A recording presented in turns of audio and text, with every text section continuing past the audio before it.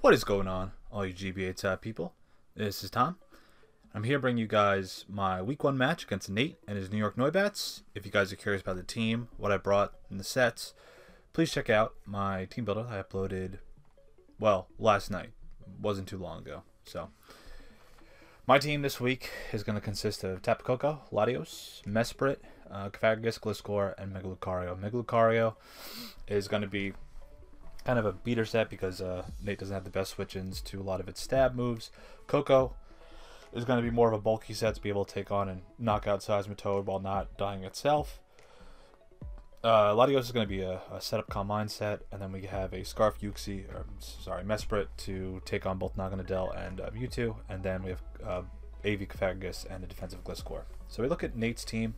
We see there brings Seismitoad, Tornadus Eye, Mega Gyarados, Naganadel, Arcanine, and Mewtwo. This means that his Z-accessible Mon will be his Tornadus, and he ends up leaving Skarmory, Sylveon, Terrakion, Decidueye, and Galvantula on the bench. And I am excited to kind of see, no Skarm, even though I see why he didn't bring it because, you know, it didn't really add much to his team in terms of defensive checks to Lucario. I think Arcanine deserves a better job for that. Galvantula, Decidueye, kind of didn't expect them to come. Sylveon would have been an issue, as well as Terrakion, but the team he brought seems pretty formidable. So the way I look at what he could lead off with, I'm expecting rocks, so I pretty much like Seismitoad just seems so extremely obvious. If not, he would start off with Tornadus, but Koko threatens out both Toad and Tornadus, and even if Toad stays in, I could just end up going for a Grass Knot, and I got some pretty sizable damage. So we're going to hop into the match, and that's pretty much exactly what I'm going to do. I'm going to end up leading off with Koko. Before we get into that, I'll leave Nate's channel down in the description below. Very nice guy in terms of you know, scheduling with and being able to work with and getting this match done at a reasonable time. So thank you, Nate. Let's hop into the battle. We see that he does lead off with Toad, tempting probably to get off his rocks.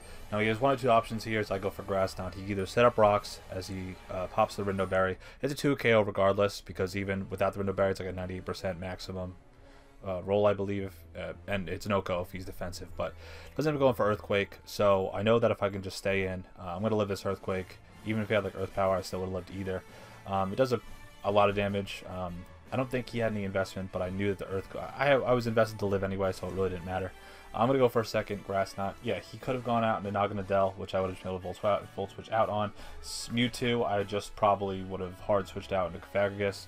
And then if you went out Tornadus and the Grass Knot, that's kind of a not move, because I'd be able to Volt Switch, be faster, and KO him. Even if he is like some sort of bulky variant. I mean, Electric Terrain plus Volt Switch, nah, goodbye.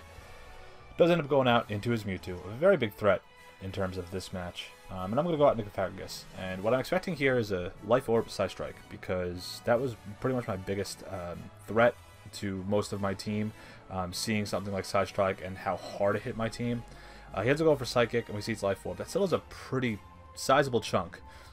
I'm going to go for Shadow Ball, mostly because I sort of expected him to maybe switch out.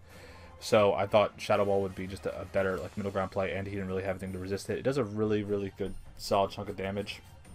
And expecting him to go for another Psychic, I'm going to switch out to my Mesprit just to try and take that. It's not going to do all that much. I think like upwards like maybe 30 to 40%, and then I'll be able to U-turn and knock him out. But he makes the better play, doesn't go in for Recover, which is very solid on his end, putting his Mewtwo back up to pretty much like 65, maybe even 70%.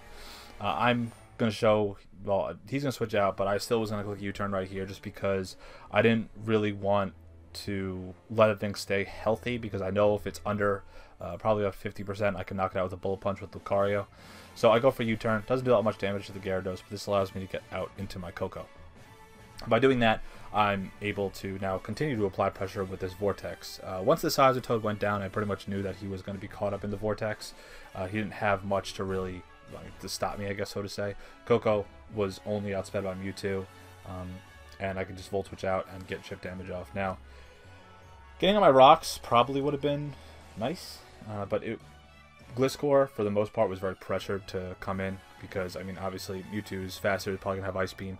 We see that, you know, Seismitoad was his lead, so I wasn't going to let that thing take like an Ice Punch and just, or even an Ice Beam and just die, so that was not really on my repertoire. So He goes out in Naganadels. I Volt Switch out into my Mesprit. And here we see that he's Black Sludge, which was a little bit interesting. I expected maybe a Choice Scarf Naganadel, maybe even a just straight up like another Life Orb set to have like double breakers. I ended up going for that Headbutt. I knew this was a KO. But the issue comes in now. He can go on to Gyarados. Now, while it does force him to Mega Evolve, I am now in a bit of a conundrum. If he goes for Dragon Dance, instead of just going outright for Crunch here, unfortunately, I don't have anything to check this thing. I mean, offensively, I have the capability of, you know, getting out into something once this thing claims a KO and being able to, you know, try and revenge it, but my options are extremely limited. I mean, you look at the team, Mega Lucario is outswept at is outsped at +1, and he could have Earthquake. We don't know that yet. Coco is very low, so if I was at full, I can't even take like a +1 Earthquake, but I can take a +1 Waterfall if I was at full. Gliscor will die if he has Ice Fang, which he shows right here after getting up to +1 with a D-Dance. Latios is going to die outright to a Crunch and same thing with Mesprit. So the only option that I have right here is to go out into Lucario. Hope to God he doesn't have Earthquake, Mega Evolve, take a Waterfall, because there's no reason he would go for Ice Fang or go for Crunch. And if I live the Waterfall and don't get flinched, I can knock him out with close combat. However, if I do get flinched, well, it's pretty much GG. He wins, I think, at this point 4-0. So we go Waterfall. I live at 10, and I'm able to get close combat. I don't get flinched, and he ends up... I avert that threat very, very narrowly. If rocks were up, I believe he... Well, I might have died right there, based on the damage coming in on the with the rocks. So, not looking good for me right now. You know, I mean, yes, I'm up 5-3, but he still has a Mewtwo in the back. He still has a healthy Arcanine. He still has a full HP Tornadus, which hasn't even hit the field yet. So, I am going out into Cavagus. I'm going to sack this thing off. It cannot take another hit from Mewtwo. Can't even take a hit from Tornadus. He goes for Burn Up, which is very interesting. And I get a little opportunistic here. Alright, so I am now down... I'm down 4-3, or I'm up 4-3, I should say. But I don't feel like I'm up. That's the thing. I don't feel like I'm in a good position right now. So I am going out into Latios, and I go for Calm Mind. I know he doesn't have a type right now, but it didn't really matter because both my moves are neutral to a fire type anyway. And he ends up going for a Toxic. Now, if he missed this here, then this would have been a much, much different battle, but that also would have been really shitty for him. So I get up to +1, and I'm looking at my calcs. A +1... If I go in for +1 Electrium Z, whatever the hell it's called, it was a 50%, literally a 50% roll to knock him out from full. And I checked his stats, like it was, you know, he's max HP, max defense. It was a 50% roll. Now I could have went for that, and maybe I could have saved myself here a little bit of Toxic and E-Speed damage. He's gonna put me down to about 50%, and this is significant because say I went for the Electrium Z, right? Say I went and I got that roll, I knock him out from full, I got the 50% roll, and he ends up going out into his Tornadus, right? He actually would not, we find out later on that he's actually a Z user. He would have had to click his Supersonic Sky Strike in order to knock me out, versus clicking U-turn and being able to pivot out into his Mewtwo. So, while it's kind of shitty, it doesn't really change much outside of Latios maybe claiming another kill or being able to, you know, take out Tornadus. It doesn't matter. I'm down real low after the Toxic, you know, building up and the E-Speed. So a little greedy on my point to go for the +2, but that's the only way I was going to be able to reliably knock him out with the Electrium Z. We see he does knock me out here with U-turn. I really didn't have much I wanted to go out into in order to take that, you know, between Mesprit and, you know, maybe I could have aggressively went out to Mega Lucario, but I wasn't comfortable with that. I knew he was faster than me anyway. So he goes into his Mewtwo. So I go out into my Mesprit, which is probably my best bet here, because, I mean, like Lucario is not really going to do what I need him to do right here, because Mewtwo is way too healthy, and all I have that is a very low HP Coco. So, Latios is down. I have 3 Pokemon left to his 2, right? He has a full HP Tornadus, which as long as I keep my Tapu Koko around, I can knock out the Tornadus, right? He has about 70% Mewtwo to my Mesprit, and then I have a Mega Lucario, which I don't outspeed the Mewtwo, and based on my speed investment, I kind of messed up and I didn't outpace the Tornadus. So, and I have T-Punch and not Crunch. And that's significant also, because I'm not worried about the Tornadus because I know I have Coco. I'm going to keep Coco around in case I can get rid of this Mewtwo, and I'll be able to knock out the Tornadus, no problem. Or yeah, so, but here's my issue right now. I have two options. I know he knows I'm Scarfed, right? If I go for U-turns, like 38 to 40%. That's not what the Mewtwo's at right now. And if he clicks Recover, I'm definitely fucked. So I can't click Zen Headbutt because it's not going to do much. I can click Thunder Wave, but then what? I mean, I would have to let Mesprit die, and then if you look at like my actual team, Mega Lucario can't hit this thing super effectively. I have Close Combat, Power Punch, Bullet Punch, and Thunder Punch. Right? Coco would be able to Volt Switch out, but the issue is, like, if I do Volt Switch out, I'm not going to do that much damage. He can recover again, which puts him out of range of the Bullet Punch, and I still don't have Crunch. And the last option, had I had Crunch on Mega Lucario, I'd be able to click Crunch as I clicked Healing Wish right here. Just went out to Mega Lucario as I sacked off this Mesprit, be able to have him up at full HP, and be able to click Crunch and potentially knock him out. That, unfortunately, still may have not mattered because I talked to him after the match and he does click Recover right here. So this is very pivotal, and I'm not really sure how I'm going to get out of this bind. It seems like a lot of the team building sort of beat me, and I got to figure out what I'm going to do here. So I let timer go down all the way to the end, all the way down to the very few seconds. My best bet here is just click U-turn. Get some damage off. If he clicks a move, I can sack off. Probably Mega Lucario if he goes for Psychic, but I get a crit with my U-turn from the Mesprit. That should have killed. 38 to 40%, 42% I believe, and that had no reason to kill. And I feel terrible. I messaged him right after that crit happened. I was like, oh my god, Nate, I'm so sorry. And I basically end up winning off of that crit. The last two-turn crit with U-turn from a Mesprit to knock out his Mewtwo, which definitely lived that U-turn.